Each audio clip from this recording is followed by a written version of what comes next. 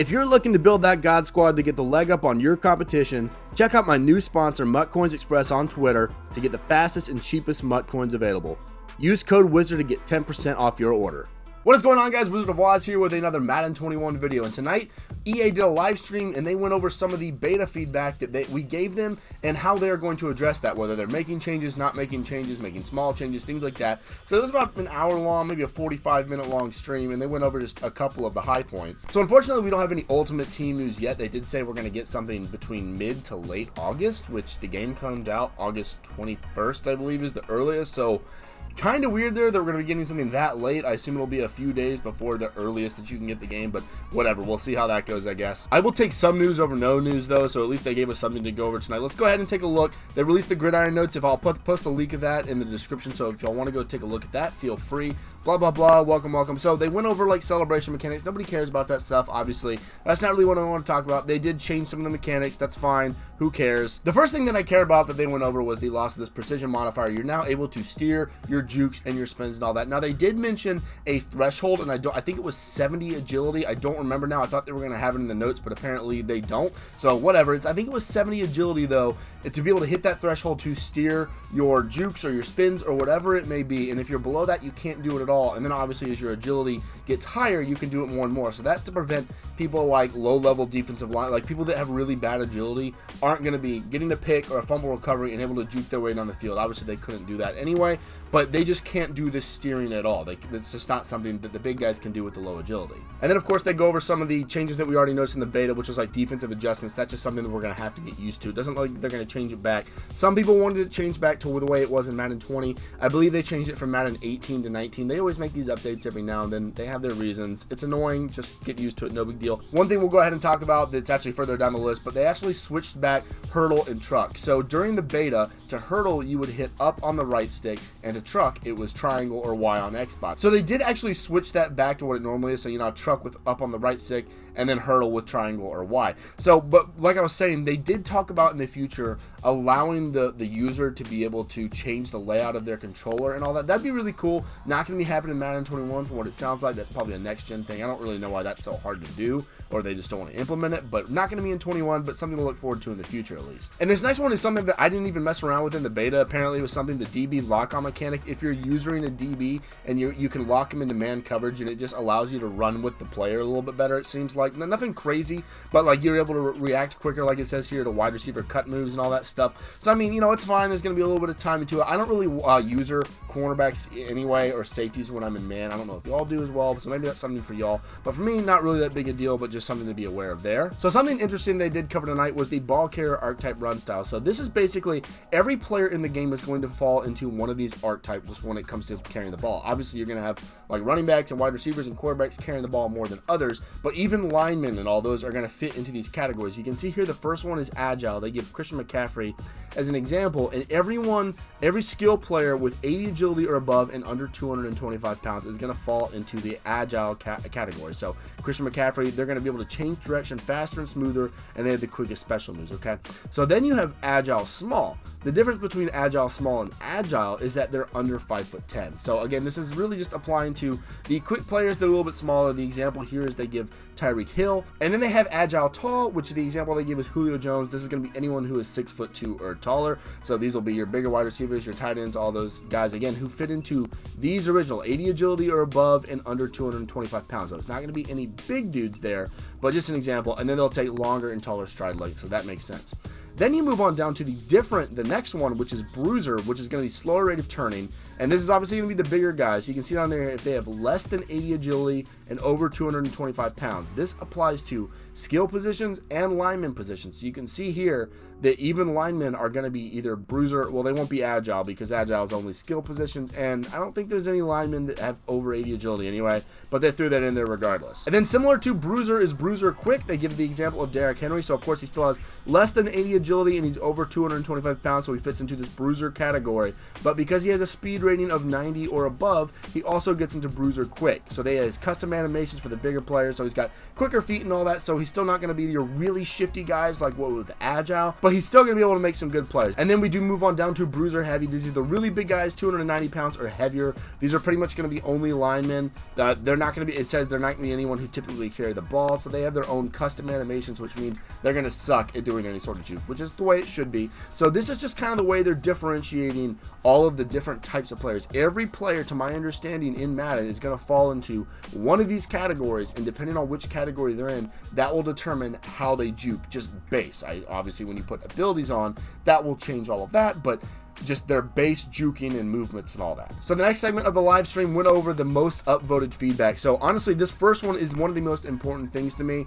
It's the user on the defense feels slow and sluggish. So this was a big complaint, and they said it was polarizing in the beta, and it is, because to be more realistic, you don't want to be able, as a middle linebacker, to cover an in, a slant, a post, all those things or like a deep end. You shouldn't be able to cover all those things as a middle linebacker, and you could.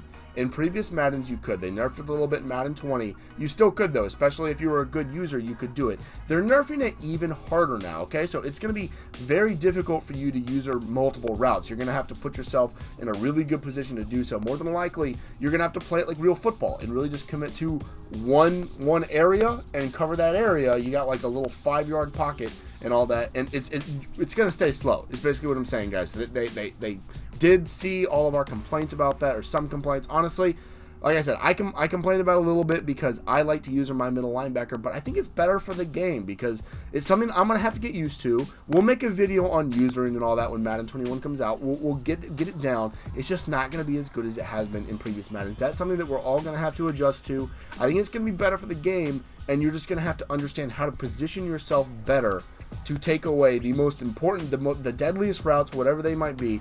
You're not going to be able to cover 3 or 4 routes anymore, which, you know, some people aren't going to like, but that's going to be the way it is. This next section I already mentioned, and that is the change to the hurdle and chuck. They just changed it back, and then they mentioned down here at the bottom that they would like to use custom mappings eventually, but then they say, unfortunately, it's not a feature they're going to be able to deliver at this time or this year, but it remains on our list of features we would like to deliver in the future. So maybe in Madden 22, we'll see. It would be cool if you could, you know, mess around with your controller settings, and then obviously there would be OP settings. People would mess around with that. You can do that in games like all the shooters, Call of Duty, Apex, all that stuff. So it would just be kind of fun to mess around with. We'll see about that in the future. This next one was also a very big complaint. Is players aren't reacting to the ball when thrown. Yeah, their excuse for that was that it was a beta. Their coding sort of sucked during the beta, and that was basically the only reasoning they gave. I get it. I mean, I'm not a game developer or anything, but it was a beta. It was a couple months before the actual game came out. They assured us that it's going to be better on release. We'll see if it actually is or not. Again, EA gonna EA. We'll see. I do believe that it was just kind of beta crap, though. It was just stupid stuff. So hopefully it will be resolved once the game is released. So the next point is very, very important, especially when they're nerfing users. Zone is going to be very important. Man coverage was pretty good in the beta.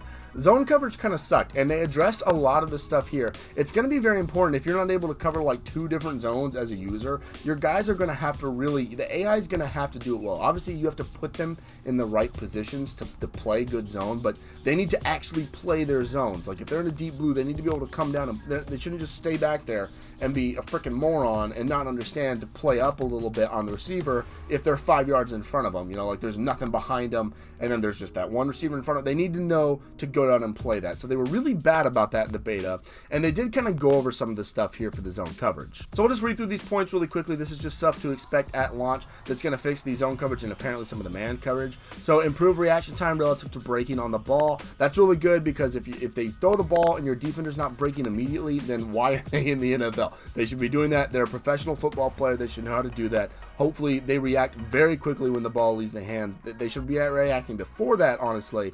But if they're not moving already by the time the ball is out of the quarterback's hands, then that's ridiculous. Added logic to modify break on ball reactions, so that kind of sounds like the same thing. He will break faster. Oh, that's right. So they were saying here if they can actually physically see. So if your cornerback doesn't have his back turned, if he's not like just sprinting to keep up with the receiver, and he doesn't have his back turned, if he's actually looking at the ball, then he's gonna be able to break on it faster. Which again, they should. Their eyesight should matter. So I'm glad that they're doing that. Improve zone behavior for defenders with zone coverage ability. So anyone who's better at zone coverage or has those abilities on them, obviously they'll have better coverage. Fixed issues in cover 4 quarters of palms. Okay, all right, that they won't bite as much on play action. Fixed logic problems with quarter 5. Okay, so this is all just like technical stuff. Improved underneath zones, dropping logic. Cover 3 and 2 coverage will get more updates. Okay, so they're just fixing some of the more specific coverages there. That's good. Anytime they're tweaking stuff like that, it's because we've had issues seeing the beta and all that stuff, and we really want them to resolve that now before launch. I'm sure there will still be issues at launch. It's up to us at the players to report these issues to EA, because EA is not always the most responsive, but if we get mad enough and we yell loud enough, they usually do something about it. It's not always what we want them to do, but there's usually something. The player switching logic doesn't feel intuitive. They tried to switch this up a bit, like where you're running down the field and you switch to another player. It was kind of weird. They switched it up a little bit. They are reverting back to the system they had in Madden 20, so it's going to feel the exact same, which I'm honestly fine with. I'm cool with that because I'm already used to Madden 20. Everyone else is too. I didn't think they needed to change it. It was fine. The next one is going to be a very serious point of contention, and it's film study ability. So film study ability, if you didn't know, is when when you're on defense, it's ability on defense. When the offense runs the same play 3 times in a row, you're allowed to see play art. It's basically what Omaha was in Madden 20 for the defensive side. There were a lot of people pissed about that because a lot of people run out of the same formations, but like they mess around with different plays and everything. They took it out because so many people were pissed, and it's not going to be in there when the game releases. But they did say that they are going to put it back in once they tweak it a little bit. And honestly, I don't really know if there's much for them to tweak. It's just people don't like the ability, or they do like the ability. So they might change some stuff, but it's going to be back in the game eventually. Probably if Omaha's not in the game at release, they'll probably put it in when Omaha goes in. So just be ready for that. This next one, fatigue penalties for scrambling quarterbacks, is something I mentioned in one of my recent videos. So these fatigue penalties for quarterbacks were intentional. They don't want you to just be running like crazy with the quarterbacks, even though we get abilities like Truds, which are pretty overpowered. But if you run multiple times with your quarterback, they're going to get tired out much more quickly than they did in Madden 20. But they were getting tired out incredibly quickly in the beta, whether you got hit or not. So the way that they're changing that is that they're decreasing the fatigue penalty if you're running with, they said out of position, so it could be quarterback or wide receiver. Basically, anybody that's not a running back that's running the ball is out of position. But they're going to decrease the fatigue penalty for anyone out of position if they're not getting hit. So if you scramble with your quarterback, run 10 yards, and slide to the ground, you're not going to get a very big fatigue penalty. Now, if you are running with your quarterback, you get 10 yards, and then you hit somebody, run them over, and you get tackled, then you're going to get a big fatigue penalty hit. That's kind of how they're balancing that there, and I think that's important for them to do, because as much as I love scrambling and running with the quarterback, it is pretty overpowered. They need to continue tweaking, nerfing it, doing stuff like that. I think this is a good thing so that people don't just spam the quarterback run over and over. This next one is something that they definitely needed to do, and I'm glad they did. The AI pass rush doesn't seem as effective as user pass rush, so now they are buffing the AI pass rush. So that's very good. A lot of people aren't going to use their defensive line. I do think more people will be using their defensive line, but not everyone will.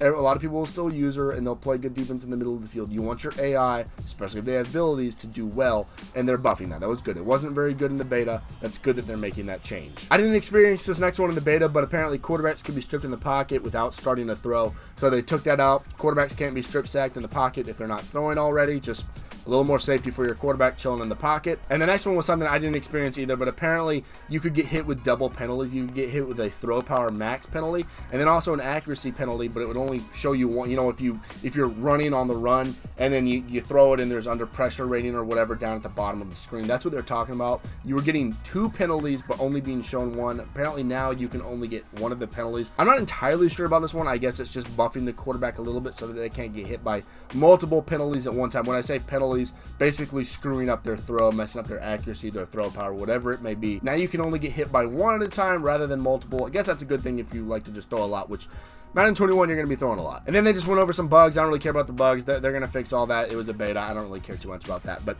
I do want to mention that they addressed the Fix Madden franchise and the Fix Madden card art, both of those hashtags. So maybe we'll get some. They're definitely doing something about the Fix Madden franchise. That was trending. That was a big one.